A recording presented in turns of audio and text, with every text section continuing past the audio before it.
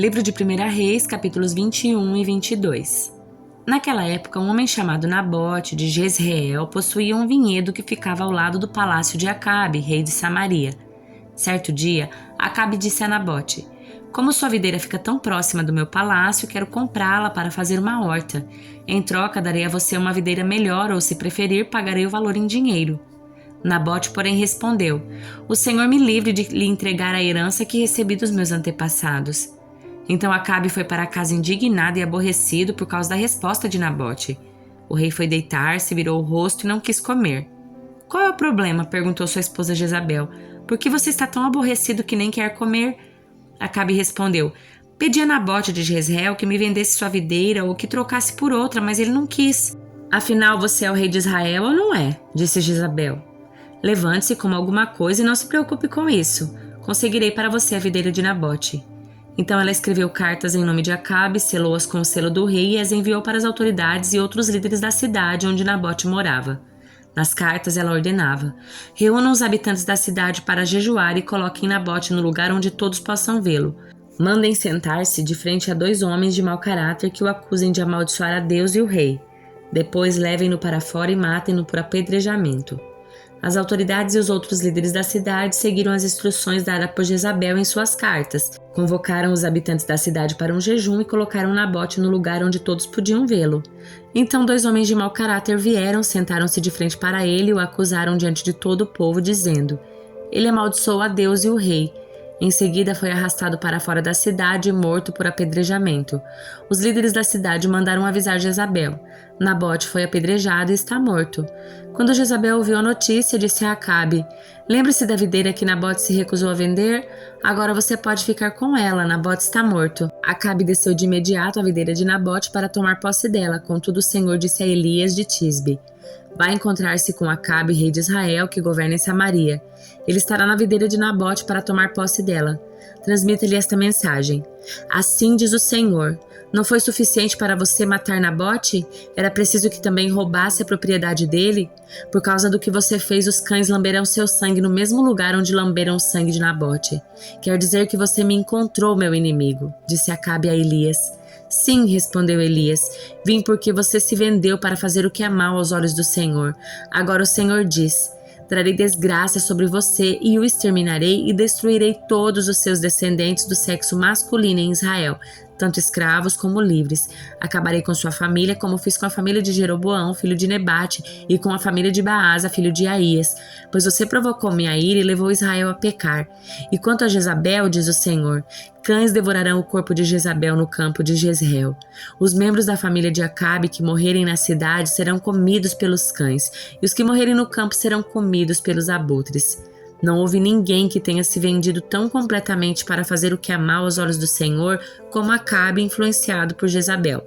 Sua prática mais repugnante foi adorar ídolos como haviam feito os amorreus, povo que o Senhor tinha expulsado de diante dos israelitas. Quando Acabe ouviu essa mensagem, rasgou suas roupas, vestiu-se de pano de saco e jejuou. Passou a dormir em cima de panos de saco e a andar cabisbaixo. Então Elias de Tisbe recebeu outra mensagem do Senhor: "Vê como Acabe se humilhou diante de mim? Por isso não trarei calamidade durante sua vida. Farei cair a calamidade sobre os filhos dele.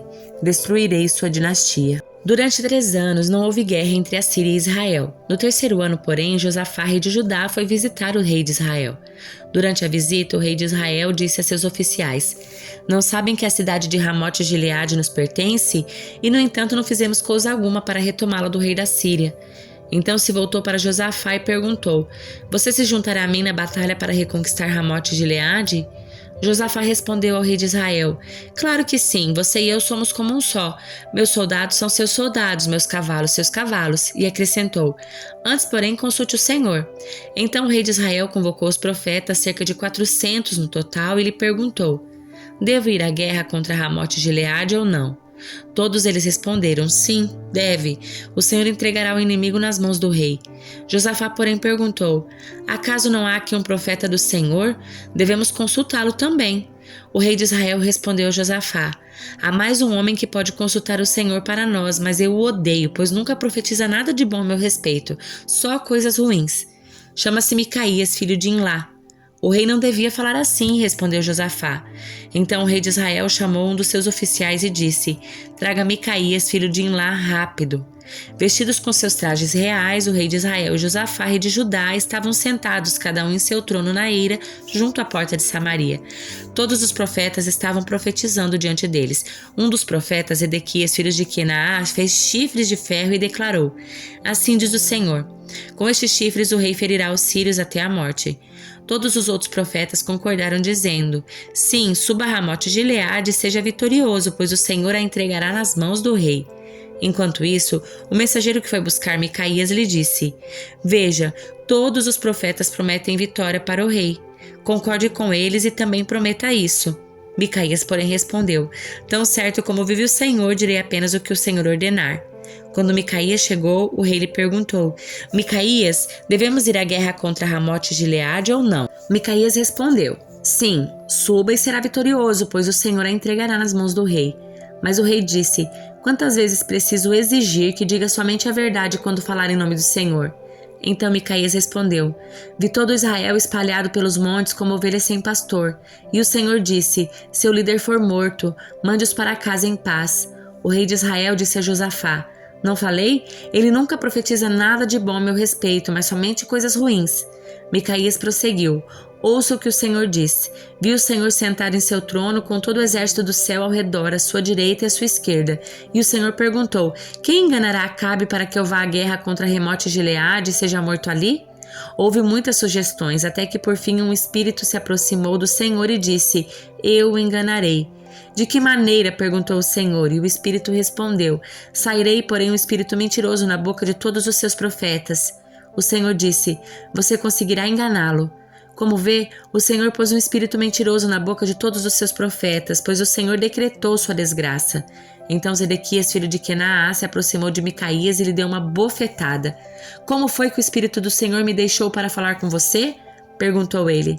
Micaías respondeu: Você descobrirá em breve quando tentar se esconder em algum quarto secreto. Então o rei de Israel ordenou: Prendam Micaías e levem-no de volta a Amon, governador da cidade, e a meu filho Joás, com a seguinte ordem: Ponham este homem na prisão e deem-lhe apenas pão e água até que eu volte da batalha em segurança. Micaías, porém, respondeu: Se voltar em segurança, significará que o Senhor não falou por meu intermédio. E acrescentou aos que estavam ao redor: Todos vocês prestem atenção às minhas palavras. Então o rei de Israel e Josafá, rei de Judá, levaram seus exércitos para atacar Ramote de Gileade. O rei de Israel disse a Josafá: Quando entrarmos no combate, usarei um disfarce para que ninguém me reconheça, mas você vestirá seus trajes reais. O rei de Israel se disfarçou e os dois foram à batalha. Enquanto isso, o rei da Síria tinha dado as seguintes ordens aos 32 comandantes dos carros de guerra: Ataquem somente o rei de Israel. Não lutem contra ninguém mais. Quando os comandantes dos carros de guerra sírio viram Josafá em seus trajes reais, foram atrás dele. É o rei de Israel, disseram. Contudo, Josafá gritou. Os comandantes dos carros perceberam que não era o rei de Israel e pararam de persegui-lo. Então um soldado sírio disparou uma flecha ao acaso e acertou o rei de Israel entre as juntas de sua armadura. Dê a volta e tire-me daqui, exclamou Acabe para o condutor do seu carro. Estou gravemente ferido. A batalha, cada vez mais violenta, prosseguiu durante todo o dia e o rei permaneceu em pé, apoiado em seu carro de frente para os sírios. O sangue do seu ferimento escorria para o piso do carro e, ao entardecer, ele morreu. Quando o sol se punha, um clamor se espalhou entre seus soldados: Estamos perdidos, voltem para suas casas. Assim o rei morreu, seu corpo foi levado para Samaria e sepultado ali. Seu carro de guerra foi lavado junto ao tanque de Samaria e os cães vieram e lamberam seu sangue no lugar onde as prostitutas se banhavam, exatamente como o Senhor havia prometido. Os demais acontecimentos do reinado de Acabe e tudo o que ele fez, incluindo o palácio de Marfim, as cidades que construiu, estão escritos no livro da história dos reis de Israel. Acabe morreu e se reuniu a seus antepassados e seu filho Acasias foi seu sucessor. Josafá, filho de Asa, começou a reinar em Judá no 4º ano do reinado de Acabe, rei de Israel. Josafá tinha 35 anos quando começou a reinar e reinou em Jerusalém por 25 anos. Sua mãe se chamava Azuba e era filha de Sili. Josafá foi um bom rei que seguiu o exemplo do seu pai Asa e fez o que era certo aos olhos do Senhor. Contudo, não removeu todos os santuários idólatras e o povo continuou a oferecer sacrifícios e queimar incenso neles. Josafá manteve paz com o rei de Israel. Os demais acontecimentos do reinado de Josafá, a extensão do seu poder, e as guerras estão registrados no livro da história dos reis de Judá. Ele expulsou da terra os prostitutos cultuais dos santuários idólatras que restaram no templo do seu pai Asa. Naquela época não havia rei em Edom, mas apenas um governador. Josafá construiu uma frota de navios mercantes para buscar ouro. As embarcações, porém, nunca chegaram a navegar, pois naufragaram no ponto de Ezion-Geber. Certa vez, Acasias, filho de Acabe, propôs a Josafá: "Deixe que meus homens naveguem com os seus." Mas Josafá não aceitou a proposta. Quando Josafá morreu, foi sepultado com seus antepassados na cidade de Davi. Seu filho Jeorão foi seu sucessor. Acasias, filho de Acabe, começou a reinar em Israel no 17º ano do reinado de Josafá em Judá. Reinou em Samaria por 2 anos. Contudo, fez o que era mal aos olhos do Senhor, pois seguiu o exemplo do seu pai e sua mãe e o exemplo de Jeroboão, filho de Nebate, que levou Israel a pecar. Serviu a Baal e o adorou, provocando a ira do Senhor, Deus de Israel, como seu pai havia feito. Livro de Eclesiastes, capítulo 6. Vi debaixo do sol outra grande tragédia que pesa sobre a humanidade. Deus concede a alguns muita riqueza, honra e tudo o que desejam, mas não lhes dá a oportunidade de usufruir tudo isso. Eles morrem e o outro acaba usufruindo de todas as coisas. Isso também não faz sentido, é uma verdadeira desgraça. Um homem pode ter 100 filhos e viver muitos anos. Se porém não encontrar satisfação alguma na vida e não tiver nem mesmo um enterro digno, teria sido melhor que houvesse nascido morto, pois assim seu nascimento teria sido inútil e ele teria desaparecido na escuridão. Não teria recebido sequer um nome e jamais teria visto o sol nem saberia da sua existência. E, no entanto, teria desfrutado mais paz que se houvesse crescido e se tornado um homem infeliz. Mesmo que vivesse 2000 anos, não acharia contentamento. E visto que deve morrer com todos os outros, de que adiantaria? Todos passam a vida se esforçando para ter o que comer, mas nunca parece suficiente. Será então que o sábio tem alguma vantagem sobre o tolo? O pobre ganha algo por saber como agir diante dos outros? Aproveite o que você tem em vez de desejar o que não tem. Querer cada vez mais não faz sentido, é como correr atrás do vento. Tudo já foi decidido. Sabia-se há muito tempo o que cada pessoa seria, portanto não adianta discutir com Deus sobre o nosso destino. Quanto mais palavras são ditas, mais vazias elas são. Então, que diferença fazem?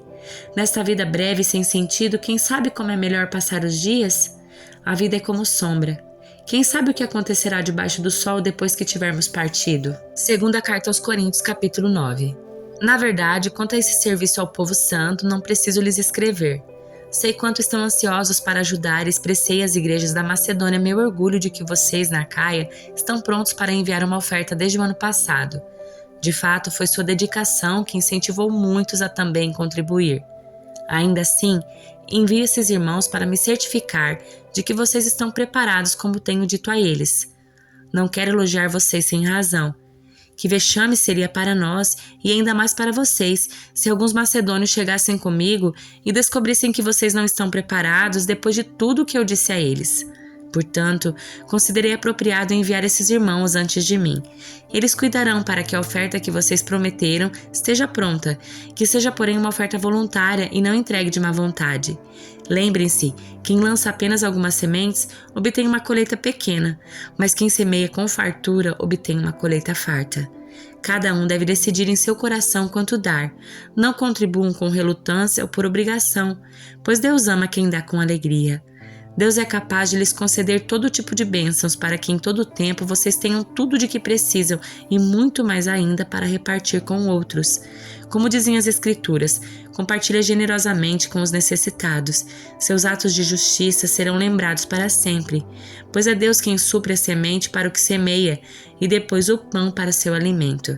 Da mesma forma, Ele proverá e multiplicará sua semente e produzirá por meio de vocês muitos frutos de justiça.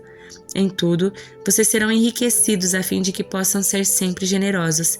E quando levarmos sua oferta para aqueles que precisam dela, eles darão graças a Deus.